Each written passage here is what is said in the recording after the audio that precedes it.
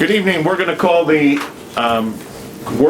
joint workshop with the county commissioners and the county council to order. Tonight we're going to talk about the US 30 expansion down there, and we're also going to talk about Meadowview subdivision towards the end, so if there's time. So with that, Tony, you want to lead off with the US 30 or somebody else?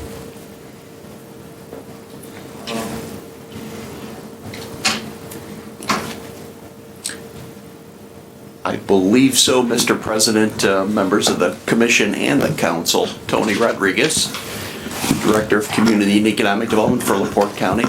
I believe, Mr. President, your workshop this evening is to address the long and outstanding item of the LaPorte County's willingness to join the Route 30 the U.S. Route 30 coalition as a county body, and what you have is the interests of course, of many being represented here this evening, and I would introduce the chairman of the South LaPorte County Citizens Coalition. Am I stating that correctly, Mr. Stevens? Yes, South County Community Coalition. So at this time, I'd introduce them as representatives here before you to give a bit of background on the topic. I do know that for any technical related questions that may arise, we're fortunate to have Mr. Parkhouse available to answer any questions. He's not been asked to give a presentation this evening, but I do know that the Route 30, the U.S. Route 30 Coalition is a body that has been working aggressively to make changes along that route and have been in existence for nearly 5 years. So it's a long-standing item. Let me just add this, that I guess we don't need the whole history of everything, but there's new developments, I think, with the states kind of starting to move or do something. That's the information that we're looking to get. And if anybody doesn't, on the council or commissioners, has any questions about things in the past or whatever, but we're kind of looking at these new developments that are coming along. If IDEM or whoever, the state's going to start doing environmentals and things, and what that means to us and everything. So that's which would then cause us to our interest level in getting involved. So does that make sense? Correct. It does. It's obviously a complex issue. Some have referred to this item as a long-standing effort to address the improvements of along the U.S. Route 30 corridor, and the coalition's interests finally aligning and getting to a point today where INDOT has, and at the governor's request, are going to be funding the Pell process, which is an abbreviated version of the environmental impact study. Is that a correct analogy, Mr. Parkhouse? The definition of the Pell study process? Yeah, I do apologize. It's a little tough to hear, but I think you called it an abbreviated version of the environmental process. I might hesitate to use the word abbreviated. Well, we don't know a lot yet about Pell in terms of timeline. It is a multi-year process. Exactly how long it takes is sort of to be determined. But I think you're correct. Correct. Yes. So I do know that the South County Community Coalition has had interest in wanted to express their views to the council and the commission, and the items that they believe are relevant to their recommendation to you as a public body to either join or not join the Route 30 coalition. So if at this point in time you'd So indulge me, I'll invite Mr. Stevens, who serves as president of that body, up to make a statement and address that item.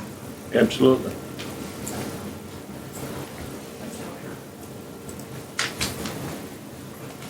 Excuse me. Alan Stevens, President of South County Community Coalition. A little bit of background, South County Community Coalition, we don't advocate for or against this. We just want to make sure that if it's going to happen, that we get a say, that we get something that's going to be the most palatable, least intrusive, and the best option for our South County residents. US 30 Coalition, on the other hand, is an advocacy group that is pushing for the full freeway from State Road 49 in Valparaiso to the Ohio line of the US 30 corridor. We've kind of been approaching you guys for at least 2 years now, if not 3, urging that the county join. Again, we're not for or against, but we want a good conduit of accurate information. And as Representative Pressel puts it, he said, you know, the bus is getting ready to leave the station. It's time to buy your ticket and get on board or get left behind. So we went from, and Mr. Parkhouse could probably explain a little more, but we went from last December, where the official position of the state seemed to be, we're not doing anything, nothing's happening. And then there were a series of high-level meetings in the Fort Wayne area. You got Bridgestone, Sweetwater, SDI, Nucor, Do It Best Hardware, a lot of Northeast Indiana large industries. And it seems that they've hedged any further expansion or any further, employment on some kind of commitment for upgrading the US 30 infrastructure.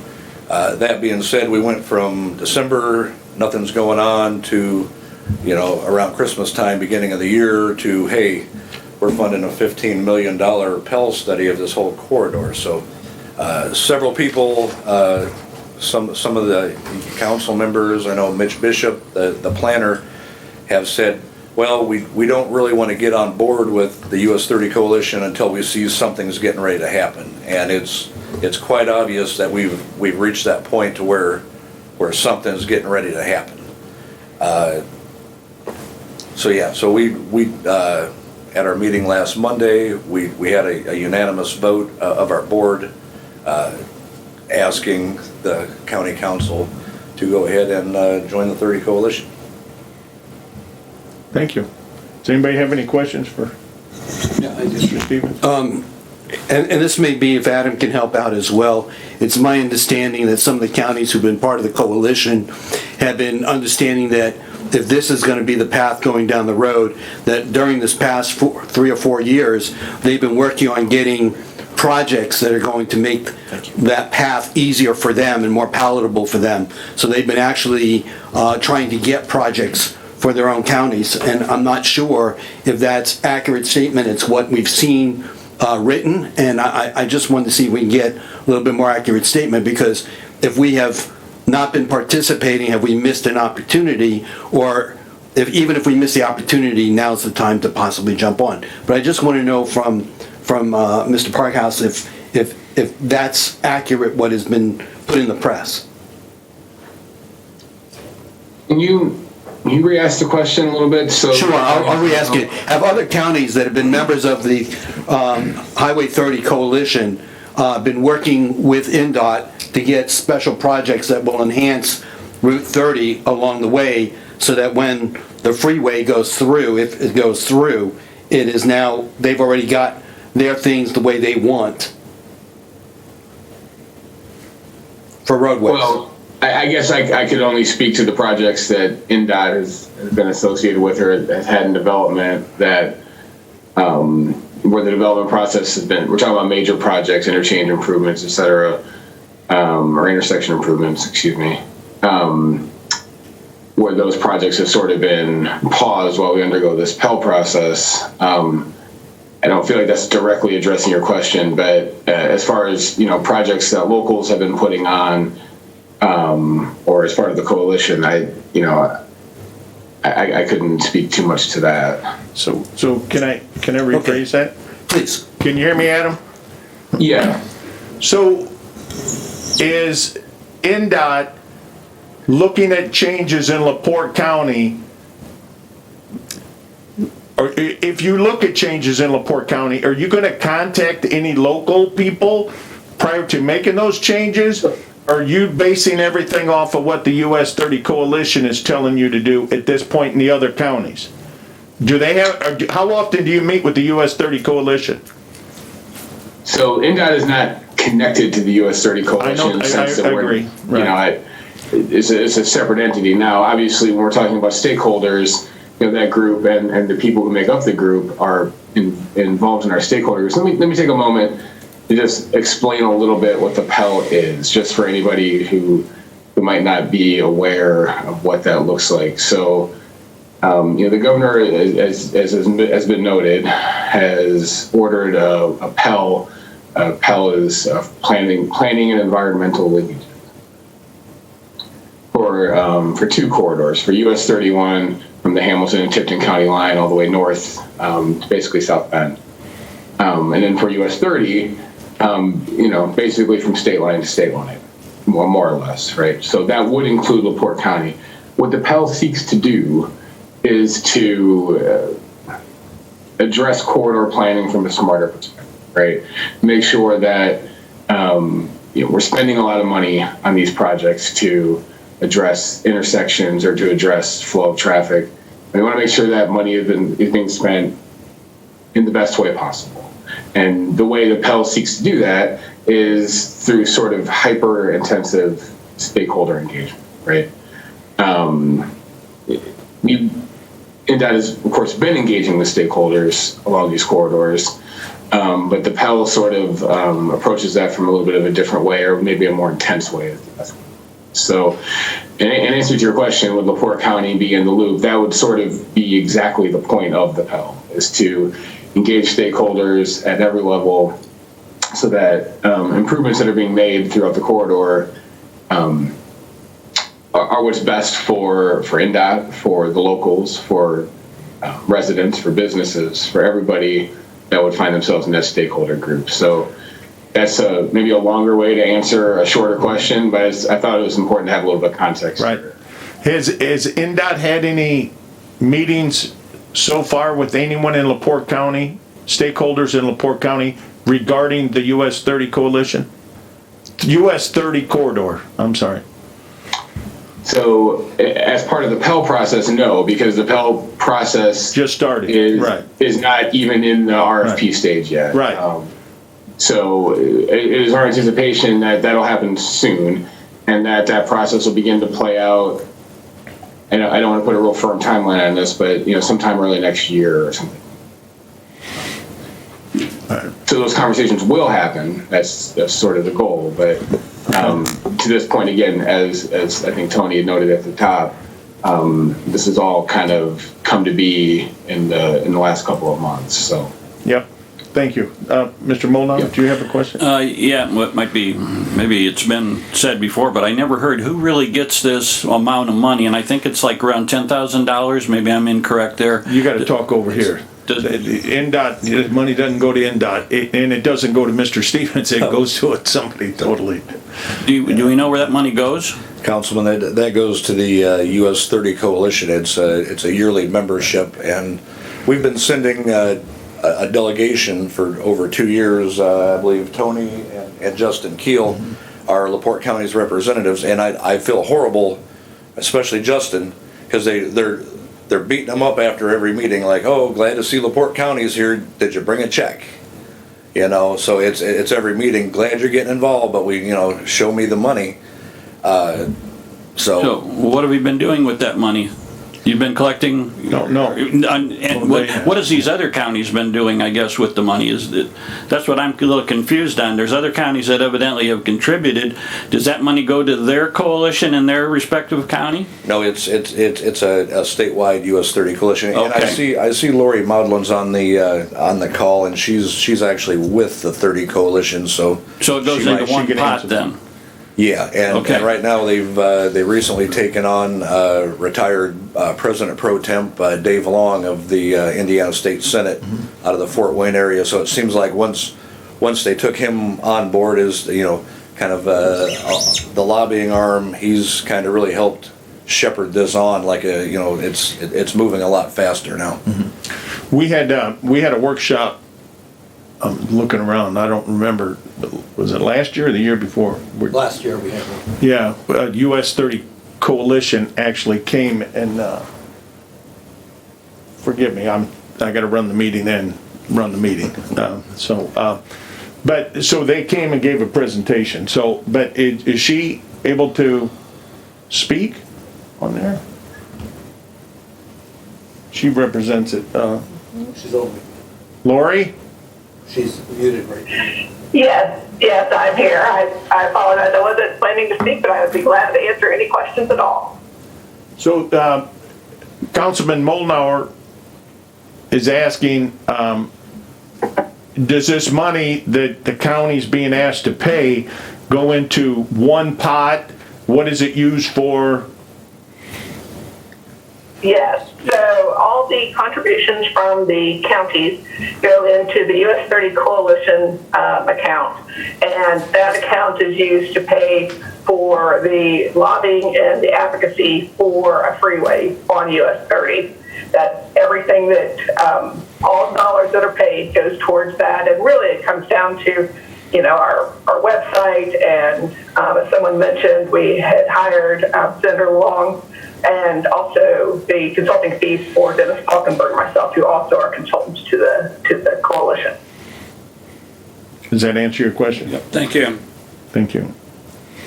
Does anybody have any other questions? So, how long do you think this process is going to take, Adam, for this study? So without committing to a firm timeline, I can best describe it as a multi-year process, the health study. I think, I've sort of heard of them taking in the neighborhood of, 3 to 5 years. But again, putting a firm timeline on it at this point would be inappropriate, just because the RFP hasn't gone out. We haven't selected a consultant for this yet. And a lot of that will be determined by that group. Do you understand what I mean? So we're sort of calling it a multi-year process, but exactly how long is sort of to be determined. So without putting you on the spot, but here it goes anyway. So do you believe this project is going to move forward? Not the study, but I mean the actual project. I mean, this is the normal steps that this would take?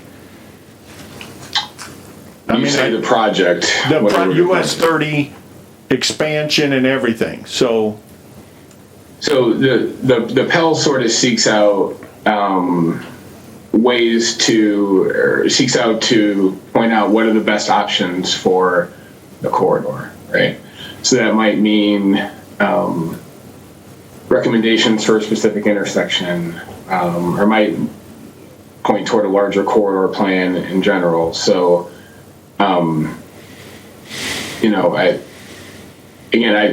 hope I'm not intentionally being vague here, but there's just a lot left to be determined here. right. If that makes sense. Does anybody else have a question? So in LaPorte County, we basically have two intersections. You gotta use a microphone, Terry. There are two intersections that we're looking at, 39 and 421.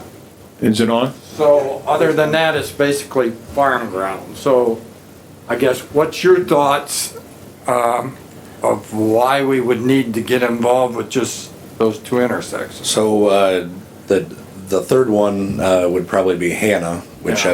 I would love to see us get involved with the 30 Coalition. Maybe see an interchange at Hannah. I don't want to see a situation where it's happened some places where the farmer's here, most of his farm's over here, the expressway is here, and he's got to go 10 miles around to get here.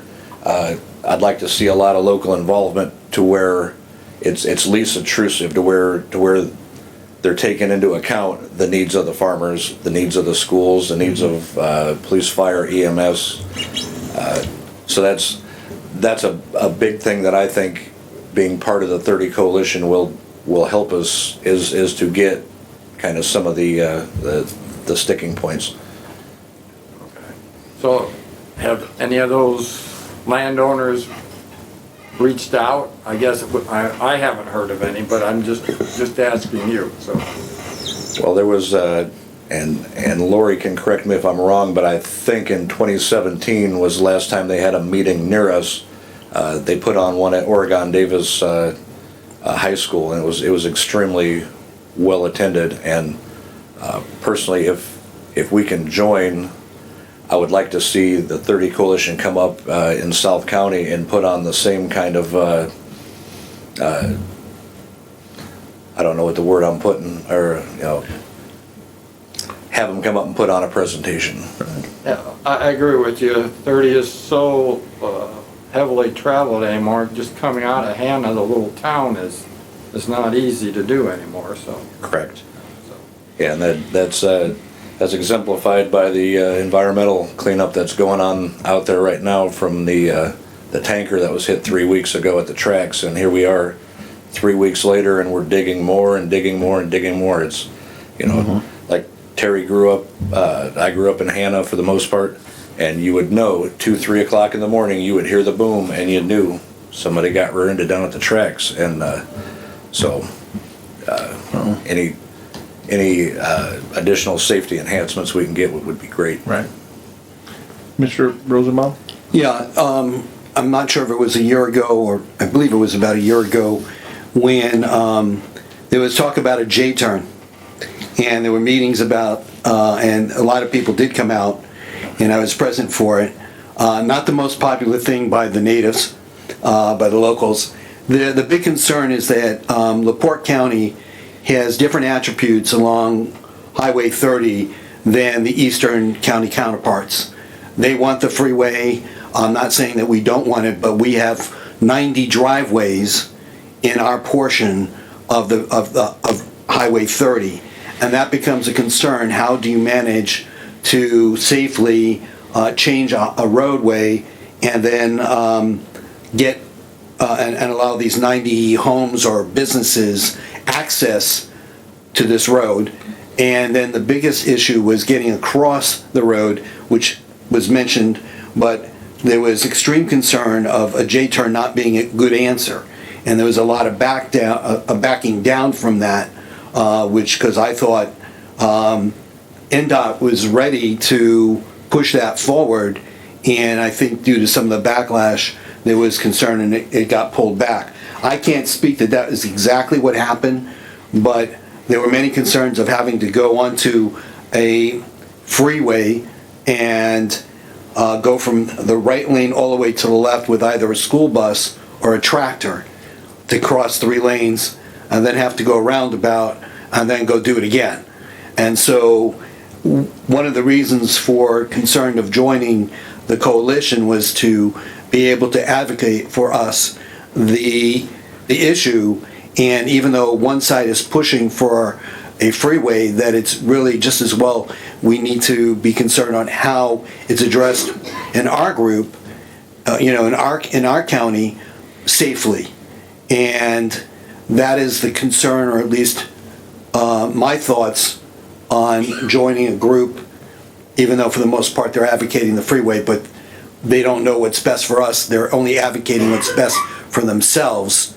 And if we don't hook on, the concern is, will we be run by and run over? Right, and that was a big win for the US 30 Coalition. South County Coalition, our group, we fought it. We had like 200 people at the meeting, but US 30 Coalition was able to get this added in as a condition, so to speak, when the state committed to the Pell. They also committed to a moratorium on J-turns until the Pell is done. So it's a win, but it could be a short-lived win. Right. Alan, maybe you're not the one. How many years do we have to pay this fee? So previously they wanted arrears, and maybe Lori could jump in and tell us. But it's my understanding, and Tony, is this true that now we can just become a member without paying the arrearage? That's, I believe that's what was expressed to us the last, when somebody else was here, but Lori? Yes, I would probably defer to Mayor Tolliver, who's the president of the coalition, but I think that that's certainly a conversation that we could have. I don't see that as being a deal breaker to not do the arrears, but I certainly want to check with him first. How many years will it continue on afterwards, or? I'm sorry, is that for me? That's a good question. What we kind of see happening just in terms of a timeline, we expect probably about 2 years for this PEL, and then we're hoping that a full environmental study will happen after that, which would take probably about 2 years. So at that point, when that is done, you will know exactly what the plan is, and it would move into design and all the other stages of a construction project. So certainly I'm not saying 4 years is the number, but that at that time we'll all be in a very comfortable position of knowing how to go forward, I think. Right. Okay, thank you. Now I'd like to ask our attorney, how many years can we commit to this, since we are elected people and it changes?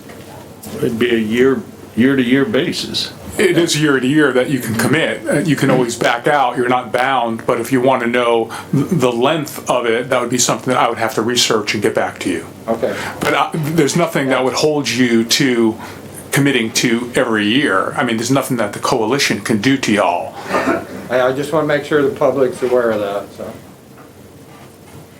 Right. Is there any other? Another quick comment I would make is that I like Mr. Pressel's quote, but I think there's another one that's maybe more apropos for the situation, is if you're not at the table, you're probably on the menu. And in reality, that's what's going to happen. If we're not there, at least to have some verbiage about our situation being different with the number of roads and farmers and so forth, how much different we are than the Warsaw-Fort Wayne area, then they're just going to pretty much tell the state what they want to do, and we're going to end up living with it. So I'm of the persuasion that, and I think that's the Hannah Coalition, the South County Coalition, and people mostly from Hannah right now are very concerned because it goes right north of town. Mm-hmm. And the last thing I would want to do if I lived in a small town like Hannah or Wanata is sit back and let people in Fort Wayne and Warsaw make a decision about what route we're going to go through, what we're going to do in this area. I agree. Yeah, I would. Is there any? Commissioner Haney? Thank you. Yeah, I would second what Councilman Cunningham said as well. Earlier this year, the first of the year, my opinion has changed since then a little bit, simply because the plans have come off the table. There's things moving forward. So this is certainly where we're looking at today is a much different position than we were on January 1st, at least. Right. I agree. Any other? I think Mr. Rodriguez had a couple things to wrap it up. Thank you.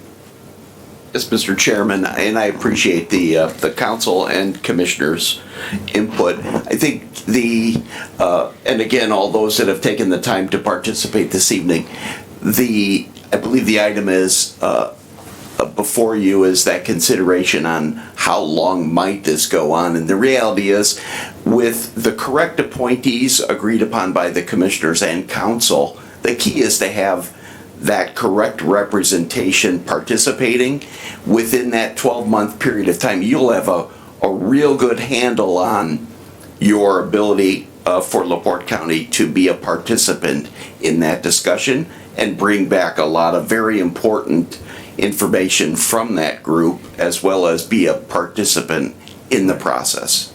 So as a staff recommendation, it might make sense to recommend joining this year. If they're willing to waive the arrearage, it would make sense to join. Just clarification is, looking at the auditor behind their bulletproof glass. It looks like, is it, and this also goes for Guy, is it possible for the council to join, or would it be through the economic development that we'd have to do that? I'm not sure. I believe that came up I'll before, defer and to the the money might attorney. not be able to come directly from us. On first blush, I would think that the council could not join, that would have to go through economic development. Correct. Right. So we just fund it through there. Correct. Right. Just for clarification. Is that, Mr. Friedman? Because don't in you agree? essence, they're a lobbying group. Right. No, I would agree, Mr. President, and I thought Tony's comment was accurate, which is the condition you could place on it, the commissioners would, is that they agree to waive any past dues. Right. Because in the past, we've gotten some invoices for past dues. So if you choose to go forward with this, you're going to want to indicate that it's conditional on any waiver of past dues as part of membership. Great. But Thank it you. should go, it really should go, commissioners would approve it, then come to you for the funding on it. Great. Who would our representation be? Would it be through the commissioners or? We would have It would be to, through, you'd have to appoint somebody through economic development. You'd Okay. have to have, right. But it could be a commissioner or a council member. yes. Through that, but it'd be Or- appointed through Or that. two, or one of each. Correct. Yes. Right.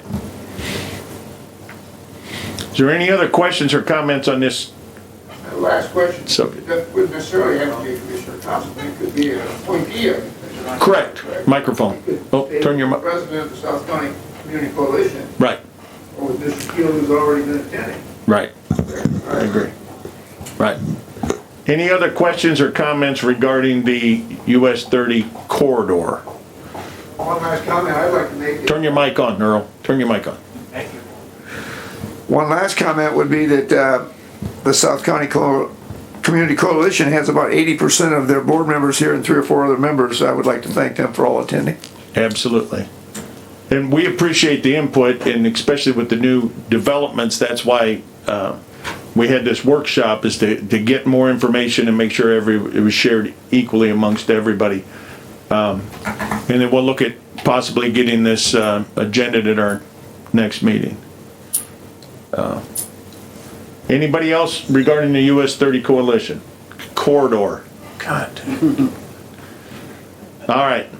Then that part of the workshop's over, and we're gonna move on to the Meadowview Estates issue with the high water table there. The purpose of this meeting is we received, Jeanette James sent me an email and said that they had received, at one time, that the county had received a grant, maybe a FEMA grant, regarding the high water table. The commissioners, I believe, approved it.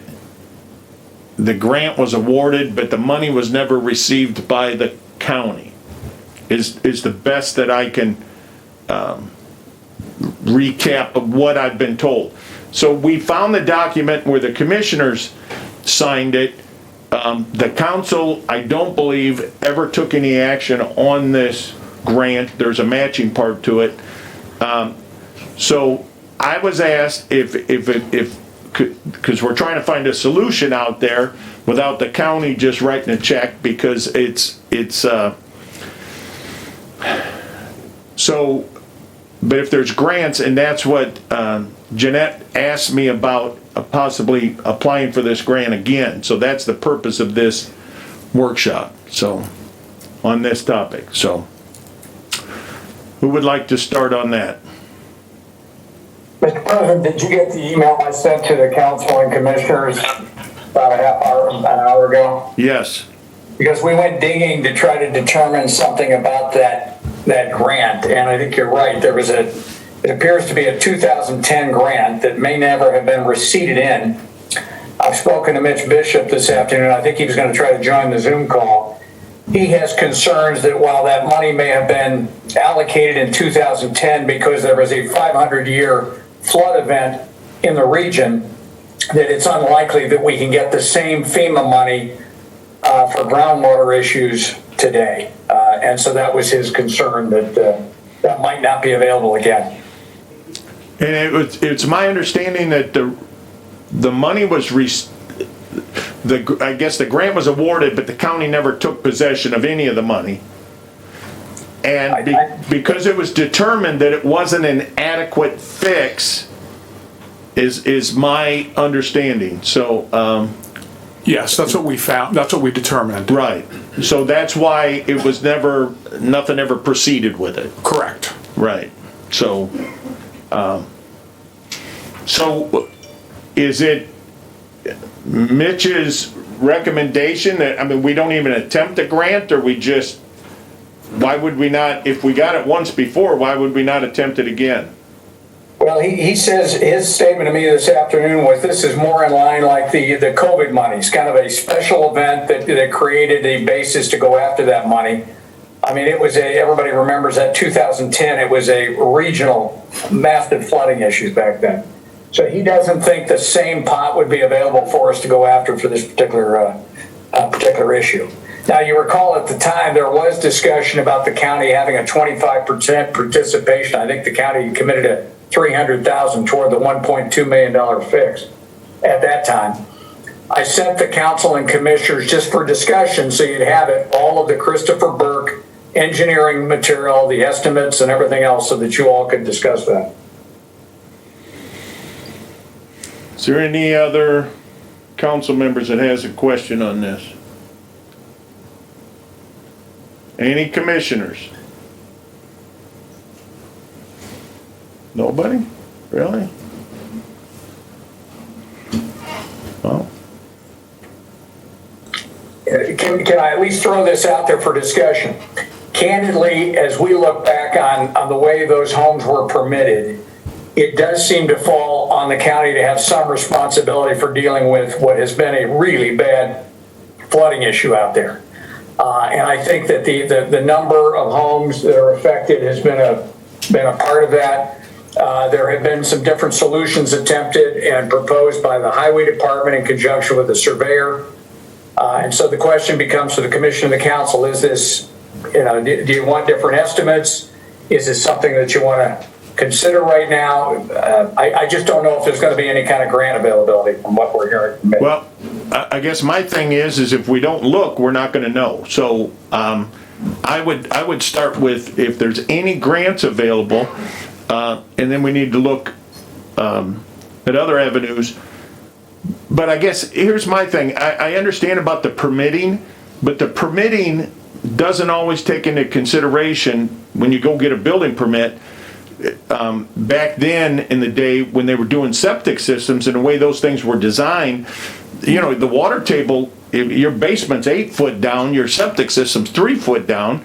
So it's a totally different thing. So to say that the county is in error there when the developer who, it's my understanding, still selling some lots out there, if I'm not mistaken, somebody's selling a couple lots out there, somebody sent me a message on that, shouldn't be allowed to continue selling those lots if there's an issue that has to be addressed. Because it's just creating more, and then I'm assuming then the county's gonna pick up the tab for those too. It doesn't make any sense that the building department hasn't gone in and stopped any further construction or said, hey, we're not gonna issue any more permits. Notify the person that owns those lots that they need to stop. They can market them all they want, but they need to disclose that they're not gonna be able to get any permits on those. It's fair to say that the original permitting happened decades ago, though. I agree. It was laid out, there were water issues at that point. Keep in mind, and the council commission need to consider that among the permitted uses for this new American Rescue Plan are water projects. So you're going to have some more flexibility if you choose to deal with this situation with some of the money that's going to be coming in from those sources. So it's just something to keep in mind as you discuss possibility. Right, and I'm as sympathetic as anybody else. I guess the part that I have a hard time with is going in and cleaning up after a developer sells all the lots, takes all the money, and has left town and did a bad job or did something that he shouldn't have done. Because obviously something isn't quite right with the drainage or something in this subdivision. So they've gone, now they're off the hook, and now we're on the hook, and there's gonna be more subdivisions. That's my thing. I'm all for trying to find a solution here. But I don't know that just writing a check is the answer. So, does anybody else have a question? I concur with President Novak in that when we do this for this subdivision, there's going to be more subdivisions coming to see us, I guarantee you that. They're not the only subdivision in LaPorte County that's got drainage issues. And Councilman Cunningham, I hear you. I think we can distinguish in many ways, and we've had a number of other subdivisions come to the commissioners over the years. Both the drainage board and again, situations vary as you know, when the drainage board has jurisdiction, when they don't. With this particular subdivision, it's the sheer numbers involved, and frankly, some of the decisions that were made decades ago by long past building commissioners who are no longer with us and developers who are no longer with us. So it's a problem we've inherited, but I hear you. I still think there can be some distinction made between this subdivision, the sheer numbers, and some of the other issues that you understandably have raised, because there have been other subdivisions with problems. I would still like to see, if Mitch needs to get involved, utilizing our county resources to look at the grants that are out there, and then we'll look at it further in the future, so. We can certainly ask. I mean, it may be, it's just that I don't expect that same FEMA pot to be available. Okay, what he's telling me is that's not available, but who knows if we go after something else. Right. So, Sheila here, I would agree with Randy that we need to really beat the bushes and try to find some grant money, no doubt about it. But the commissioners, Rich for sure, knows that we've sat in rooms with these homeowners and they've explained their NIPSCO bills to us. Now, these are hardworking people, they're raising their families, and they run their sump pump 300 days of the year, and they have NIPSCO bills of $900 and $1,000. So while it isn't anyone in this room's fault that this is the situation, it seems to me that we make decisions based on projects that help a number of people, when we're making funding decision. And this, I think the grant idea is a great idea, but I do think we need to provide some sort of relief for these hardworking families who bought and trusted that the county had made a good recommendation to let this land be developed, and clearly somebody didn't do their homework. Right. So. I'm not quite sure why, if the county was awarded a grant back in 2010, and it was deemed that this wasn't an adequate fix, that something didn't continue on, and we're 11 years down the road and these people have had all these NIPSCO bills and all these problems, and now all of a sudden and I say all of a sudden, but I know for them it's been ongoing, but it's just now coming to light again. Commissioner Haney. Thank you. I have a couple of thoughts on this. One of which is, as far as for the county and for the taxpayers of LaPorte County, obviously the folks in the subdivision, we can help them appropriately. We should. There's also another thought here in that some of the stuff is going through all this, looking through it, looking at some of the stuff there on the ground. The excess water that they have and that they're dealing with and discharging is winding up getting out onto the roads, onto other areas that are county property or county maintained roads, stuff like that. So it's not necessarily what maybe we do inside the subdivision per se, but getting the water that is being, at least from a drainage standpoint, the water is being discharged and accumulating on county roads and areas that are the county's responsibility, not necessarily inside the subdivision, but mitigating that water that would allow for a better exflow of water from that subdivision. Taking care of the stuff that would fall under the county thing is another way to look at this, insofar as, it may or may not be appropriate for us to go into the subdivision, but at least setting up that system so that water from the edge where the county area is of the subdivision, and then transferring that water out to that southern ditch area, for example, and getting that water out so it's not affecting county roads and stuff is one example. And I don't know if it's even possible at this point to go after the developer for what's happening inside the subdivision, if that's some sort of negligence on their part, but that may be some sort of thing there, especially if they have other lots to sell, where you go to the developer and, make them owe up to their responsibility for what's happening inside the subdivision. Well, I agree. Let's, so we're gonna wrap this up here real quick because we got a council meeting getting ready to start. We're gonna take a 5-minute break, but, so we're gonna, obviously, next month, maybe we'll hear from Tony Hendricks or the Drainage Board as to what's going on there, why that, they're not taking on this project or what they're doing, and we'll continue on, and hopefully Mitch can let us know what the status is on some grants. So with that, is there anything else before we adjourn for a brief recess prior to the council meeting?